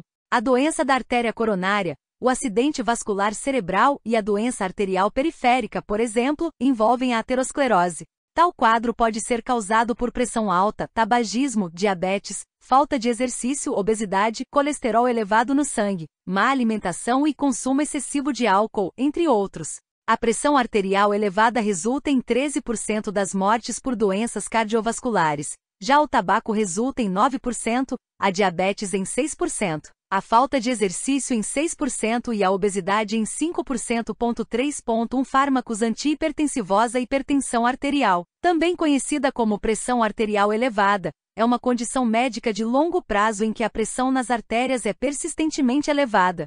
A pressão arterial elevada geralmente não causa sintomas, mas a longo prazo, torna-se um importante fator de risco para doença arterial coronariana, acidente vascular cerebral, insuficiência cardíaca, doença vascular periférica, perda de visão e doença renal crônica. A hipertensão pode ser classificada como primária ou secundária. Cerca de 90%, 95% dos casos são primários, definidos como hipertensão devido ao estilo de vida e a fatores genéticos. Os hábitos de vida que aumentam o risco incluem consumo desmedido de sal, excesso de peso corporal, tabagismo e álcool. Já a hipertensão secundária é definida como pressão arterial elevada diretamente relacionada a uma causa identificável, como doença renal crônica, estreitamento das artérias renais, doença endócrina ou uso de pílulas anticoncepcionais. A pressão arterial é expressa por duas medidas, as pressões sistólica e diastólica. A pressão arterial normal em repouso está dentro da faixa de 100 a 140 mm de mercúrio sistólica e 60, 90 mm Hg diastólica. A hipertensão será diagnosticada se a pressão arterial em repouso for persistentemente igual ou superior a 140 a 90 mm Hg em adultos em repouso, e o monitoramento ambulatorial da pressão arterial durante um período de 24 horas é mais preciso para o diagnóstico definitivo. Alterações de estilo de vida e medicamentos podem diminuir a pressão arterial e diminuir o risco de complicações de saúde. Mudanças no estilo de vida incluem perda de peso, diminuição da ingestão de sal, exercício físico e uma dieta saudável. Se as mudanças de estilo de vida não forem suficientes, então os medicamentos serão recomendados. Muitas vezes apenas um fármaco é insuficiente para controlar a hipertensão, tornando-se, portanto, necessária a introdução concomitante de vários fármacos. A regulação endógena da pressão arterial ainda não é completamente compreendida, mas alguns mecanismos foram bem caracterizados. Observe-os a seguir. Sistema renina-angiotensina. Esse sistema é geralmente conhecido por seu ajuste de longo prazo da pressão arterial, permitindo que o rim a adapte à volemia, ativando um vasoconstritor endógeno conhecido como angiotensina II. Liberação de aldosterona. Esse hormônio esteroide é liberado do córtex adrenal em resposta à angiotensina II ou a níveis elevados de potássio sérico. A aldosterona estimula a retenção de sódio e a excreção de potássio pelos rins. Uma vez que o sódio é o principal íon que determina a quantidade de líquido nos vasos sanguíneos por osmose, a aldosterona aumentará a retenção de líquidos e, indiretamente, a pressão arterial. Barorreceptores em zonas receptoras de baixa pressão resultam em uma regulação por feedback e promovem a secreção de hormônio antidiurético, renina e aldosterona. O aumento resultante no volume sanguíneo ocasiona um aumento do débito cardíaco pela lei Frank-Starling, aumentando a pressão arterial.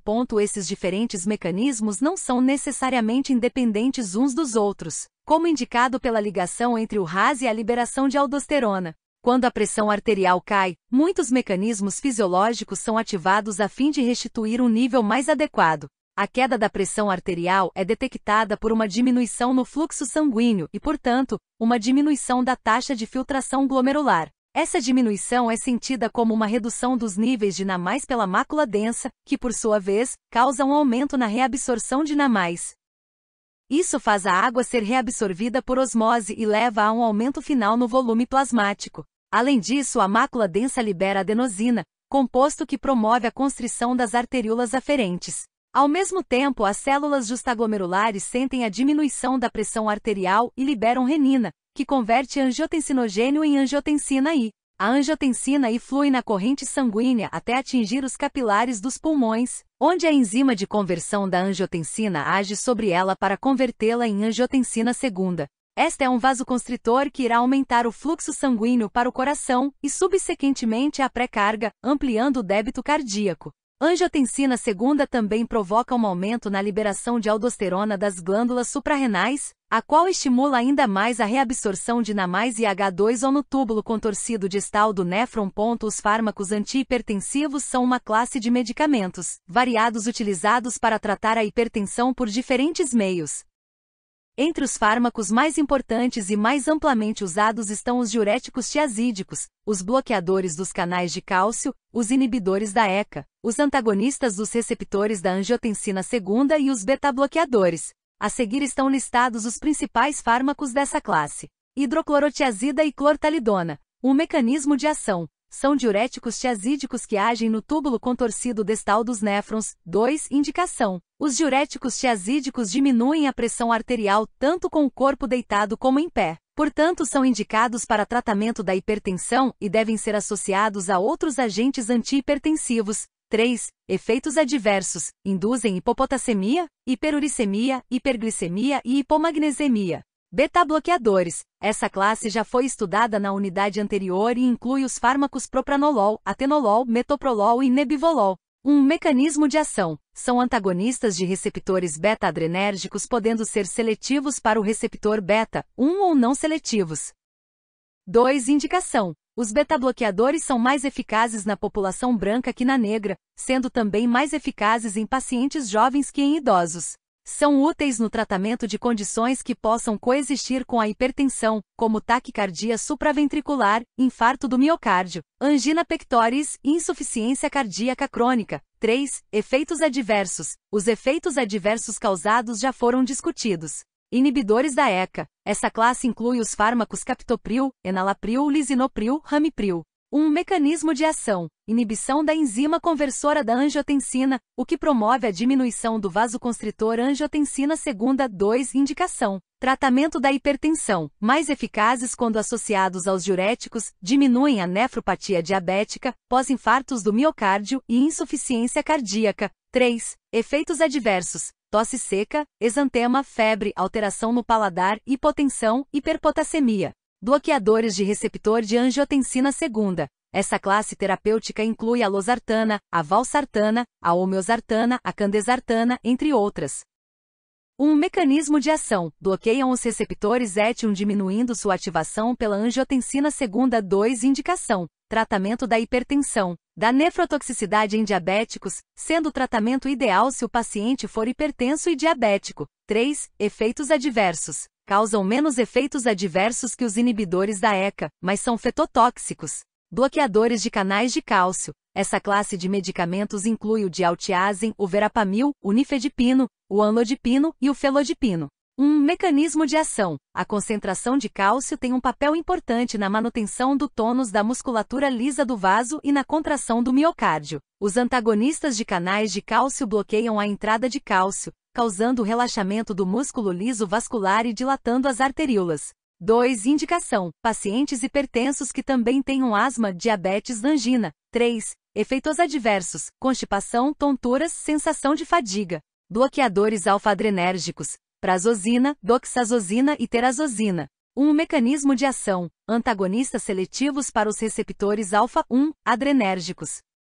2. Indicação. Tratamento de hipertensão leve a moderada. 3. Efeitos adversos. Taquicardia reflexa e síncope na primeira dose. Adrenérgicos de ação central. Clonidina e metildopa. Mecanismo de ação.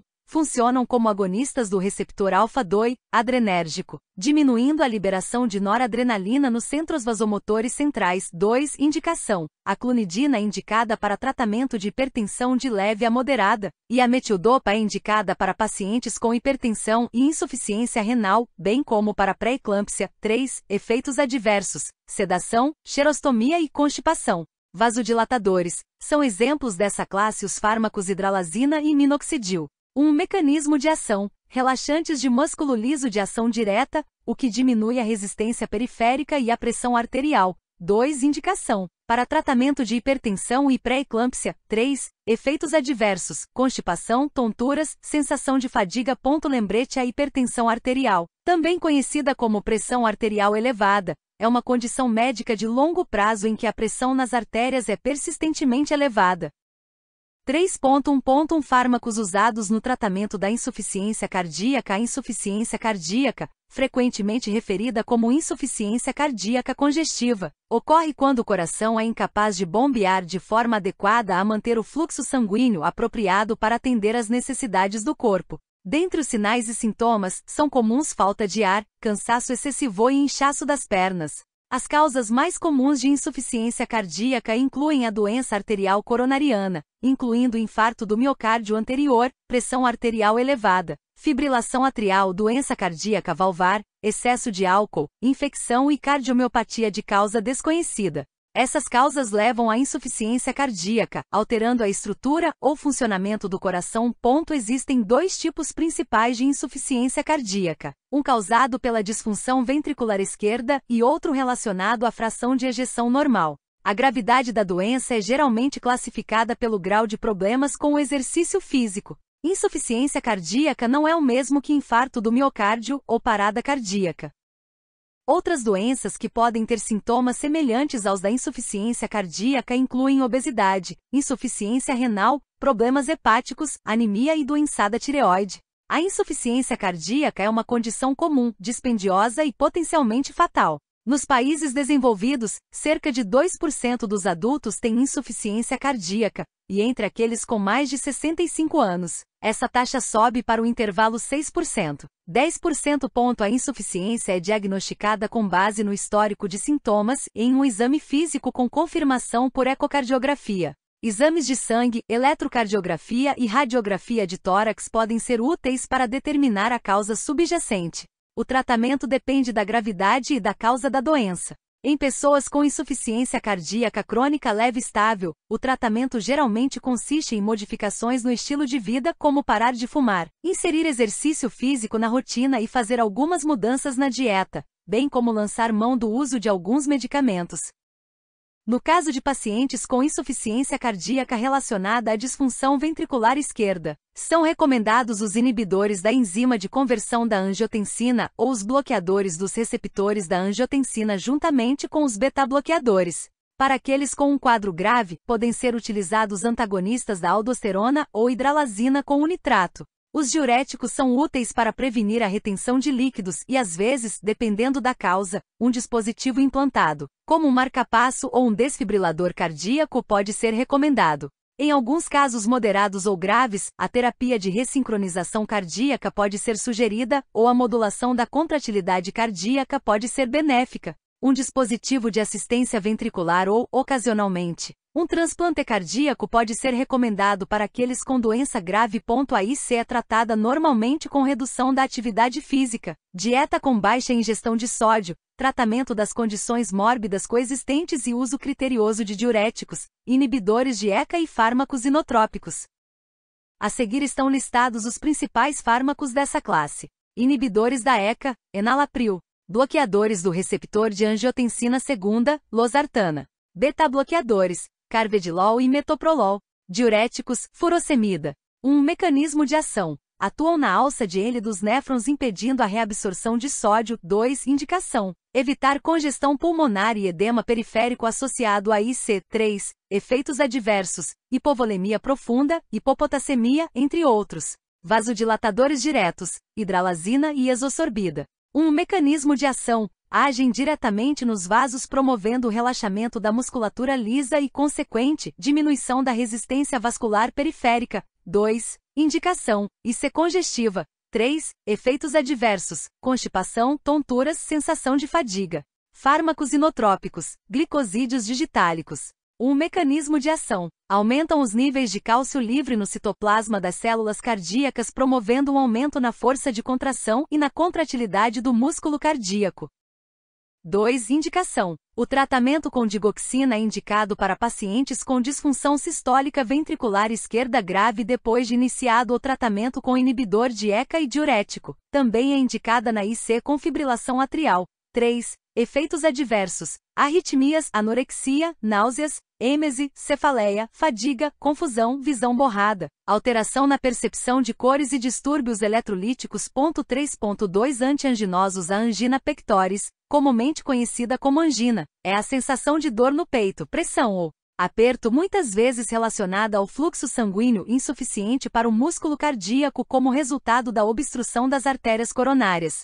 Embora a angina de peito possa ocorrer em razão de anemia, ritmos cardíacos anormais e insuficiência cardíaca, sua principal causa é a doença arterial coronariana, um processo aterosclerótico que afeta as artérias que alimentam o coração. O termo deriva do latim angere e pectus e pode, portanto, ser traduzido como uma sensação de estrangulamento no peito. Existe uma relação sutil entre a gravidade da dor e o grau de privação de oxigênio no músculo cardíaco. Pode haver dor grave com pouco ou nenhum risco de infarto do miocárdio e um ataque cardíaco sem dor. Em alguns casos, a angina pode ser bastante grave e no início do século XX, ela era conhecida por ser um sinal de morte iminente. No entanto, dadas as atuais terapias médicas, as perspectivas melhoraram substancialmente. As pessoas com idade média de 62 anos, com grau moderado a grave de angina, têm uma taxa de sobrevida de 5 anos de aproximadamente 92%. O agravamento dos ataques de angina. A angina de repouso e a angina com duração superior a 15 minutos são sintomas de angina instável. Como podem preceder um ataque cardíaco, exigem atenção médica urgente e são, em geral, tratados de forma semelhante ao infarto do miocárdio. 3.2. Classificação da angina pectoris. A angina pectoris pode ser classificada em estável ou instável. A angina estável, também conhecida como angina de esforço, refere-se ao tipo clássico de angina, relacionada com a isquemia miocárdica. Uma apresentação típica é a de desconforto no peito e sintomas associados precipitados por alguma atividade física, com sintomas mínimos ou inexistentes em repouso ou após a administração de nitroglicerina sublingual. Os sintomas geralmente diminuem alguns minutos após o fim do exercício e retornam quando a atividade é retomada. Angina instável, definida como angina pectoris que evoluiu de estável para instável. Possui pelo menos uma destas 3 características. Ocorre em repouso, geralmente durando mais de 10 minutos. É grave e se repete. Ocorre com um padrão crescente de intensidade. A angina instável pode ocorrer imprevisivelmente em repouso, o que pode ser um indicador grave de um ataque cardíaco iminente. O que diferencia a angina estável da angina instável é a fisiopatologia da aterosclerose. A fisiopatologia da angina instável é a redução do fluxo coronariano devido à agregação plaquetária transitória em endotélio aparentemente normal, espasmos das artérias coronárias ou trombose coronariana. O processo começa com a aterosclerose, progride através da inflamação para produzir uma placa instável ativa, que sofre trombose, e resulta em isquemia miocárdica aguda, que se não controlada, ocasiona necrose celular. Estudos mostram que 64% das anginas estáveis ocorrem entre 22 horas e 8 horas, quando os pacientes estão em repouso. Na angina estável, o ateroma em desenvolvimento é protegido com um tampão fibroso. Essa tampa pode se romper e estabelecer a angina instável, permitindo que coágulos de sangue diminuam ainda mais a área do lúmen do vaso coronariano. Isso explica por que, em muitos casos, a angina instável se desenvolve independentemente da atividade física. 3.2.2 Principais fármacos utilizados no tratamento da angina pectoris. Os fármacos mais indicados para o tratamento da angina pectoris estão listados a seguir: nitratos orgânicos, exosorbida e nitroglicerina. Um mecanismo de ação. Esses fármacos são ésteres de ácido nítrico e nitroso com glicerol e inibem vasoconstrição ou espasmos coronarianos, aumentando a perfusão do miocárdio e, assim, aliviando os sintomas da angina. Além disso, relaxam as veias, diminuindo a pré-carga e o consumo de oxigênio pelo coração. 2. Indicação. São eficazes nos sintomas da angina. 3. Efeitos adversos: cefaleia. Beta-bloqueadores, metoprolol e atenolol. Bloqueadores de canal de cálcio, nifedipino, verapamil e deuteazem. Um mecanismo de ação. O cálcio é essencial para a contração muscular e seu influxo aumenta a isquemia devido à despolarização da membrana provocada pela hipóxia. Os bloqueadores de canal de cálcio agem inibindo sua entrada nas células cardíacas e musculares lisas dos leitos arteriais coronarianos e sistêmicos. 2. Indicação. Na angina, pois promovem o relaxamento das artérias coronárias. 3. Efeitos adversos: taquicardia reflexa, rubor, cefaleia, hipotensão, edema periférico e constipação. 3.3 Antiarrítmicos. A arritmia cardíaca, também conhecida como batimento cardíaco irregular, é um grupo de condições em que o batimento cardíaco é irregular, muito rápido ou muito lento. A frequência cardíaca considerada muito rápida é chamada de taquicardia, e uma frequência cardíaca considerada muito lenta é chamada de bradicardia. Muitos tipos de arritmia não apresentam sintomas, mas quando estão presentes, podem incluir palpitações ou a sensação de pausa entre os batimentos cardíacos. Mais seriamente, pode haver tontura, desmaio, falta de ar ou dor no peito. Embora a maioria dos tipos de arritmia não seja grave, alguns predispõem uma pessoa a complicações como acidente vascular cerebral ou insuficiência cardíaca. Outros podem resultar em parada cardíaca. A maioria das arritmias pode ser efetivamente tratada, e os tratamentos podem incluir medicamentos, procedimentos médicos e cirurgia. Medicamentos para controlar uma frequência cardíaca rápida podem incluir beta-bloqueadores ou agentes que tentam restaurar um ritmo cardíaco normal, como procainamida. No entanto, este último grupo pode ter efeitos colaterais mais significativos, especialmente se ingerido por um longo período de tempo. Os marcapassos são frequentemente usados para situações de bradicardia, e aqueles com batimentos cardíacos irregulares são muitas vezes tratados com diluentes de sangue para reduzir o risco de complicações. Pacientes apresentando sintomas graves de arritmia podem receber tratamento urgente com uma carga de eletricidade sob a forma de cardioversão ou desfibrilação. Fármacos utilizados como antiarrítmicos. Os fármacos antiarrítmicos podem ser classificados de acordo com seu efeito predominante sobre o potencial de ação. Sua classificação se dá conforme o quadro a seguir. Lembrete: arritmia é um distúrbio do batimento ou ritmo cardíaco, como batimento muito rápido, muito lento ou irregular. 4 diuréticos. Chamamos de diurético qualquer substância que promova a diurese, ou seja, o aumento da produção de urina. Existem várias categorias de diuréticos, todos aumentam a excreção de água do organismo, embora cada classe o faça de uma maneira distinta. Analogamente, um antidiurético é um agente ou fármaco que reduz a excreção de água na urina. Na medicina, os diuréticos são usados para tratar insuficiência cardíaca, cirrose hepática, hipertensão, gripe, intoxicação por água e certas doenças renais. Alguns diuréticos, como a cetazolamida, ajudam a tornar a urina mais alcalina e são úteis por estimular a excreção de substâncias como a aspirina, em casos de overdose ou envenenamento. Diuréticos são frequentemente usados como drogas de abuso por pessoas com transtornos alimentares, especialmente bulímicos, como uma tentativa de perder ou evitar o ganho. As ações antihipertensivas de alguns diuréticos são independentes do seu efeito diurético, ou seja, a redução da pressão arterial não ocorre devido à diminuição do volume sanguíneo resultante do aumento da produção de urina, mas decorre de outros mecanismos. A seguir estão listados os principais fármacos dessa classe. Tiazidas, hidroclorotiazida, clortalidona e indapamida são os fármacos diuréticos mais promovem perda de vários eletrólitos, como K+, Mg2+2. Indicação: aumento na excreção de NaCl, tratamento da hipertensão arterial, insuficiência renal, hipercalciúria e diabetes insípidos. 3. Efeitos adversos: depressão de potássio, hiponatremia, hiperuricemia, hipotensão ortostática, hipercalcemia, hiperglicemia, hiperlipemia e hipersensibilidade. Diuréticos de alça: os mais conhecidos diuréticos são furosemida e bumetanida. Mecanismo de ação: os diuréticos de alça inibem a bomba cotransportadora de NaK+2 presente na membrana na porção ascendente da alça de L. Dessa forma, a reabsorção desses íons diminui. 2. Indicação: os diuréticos de alça atuam rapidamente, reduzindo a resistência vascular e aumentando o fluxo sanguíneo, sendo indicados para redução de edema pulmonar, insuficiência cardíaca e tratamento da hiperpotassemia e da hipercalcemia. 3. Efeitos adversos: ototoxicidade, hiperuricemia, hipovolemia aguda, depressão de potássio e hipomagnesemia. Espironolactona: mecanismo de ação: são antagonistas de aldosterona, hormônio que favorece, de forma indireta, um aumento na reabsorção de NA+ no túbulo coletor por estimular uma bomba de NaK+.